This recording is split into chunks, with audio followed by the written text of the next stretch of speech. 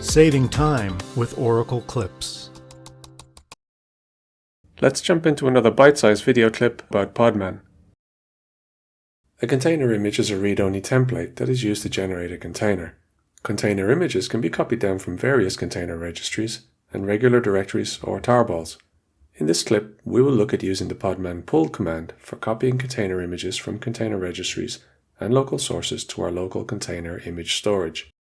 Before we start, let's first verify with the command podman images if we have any container images currently in our host system local storage. We have none. Let's use the podman pull command to copy an image down from a container registry to our local storage.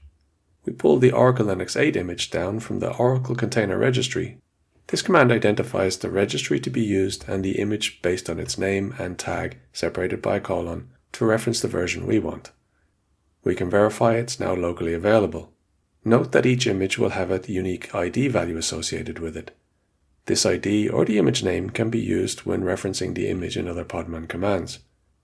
If you try to pull the same image again, it won't be downloaded. You will simply be shown the ID of the image currently in storage. When Podman was installed on this Oracle Linux system, some container registries were configured by default, one of which was container-registry.oracle.com. You can see the configured registries by looking in the registries.conf file in the /etc/containers directory. Here we see with the correct image name and tag, the Oracle Container Registry was searched and the image was copied down without us needing to add the registry to the command. The images copied to our local image repository can also be copied from a directory on our host system or a local tarball. For example, we have some images in the directory /tmp/images.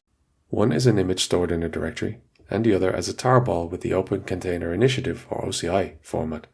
We use the command podman pull with dir: to point to the local directory and the image name. This just copies the image to local storage and assigns an image ID, but it also helps to assign a name and tag. We do this with the command podman tag.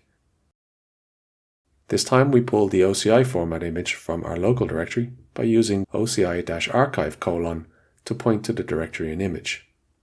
We can also pull multiple images with one command. Here we copy down the Oracle Linux :7-slim and Oracle Linux :7 images with a single command.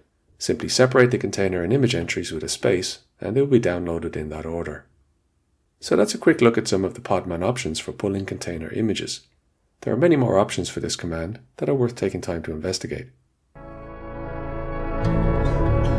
You can see more clips here, and don't forget to subscribe to always get the latest.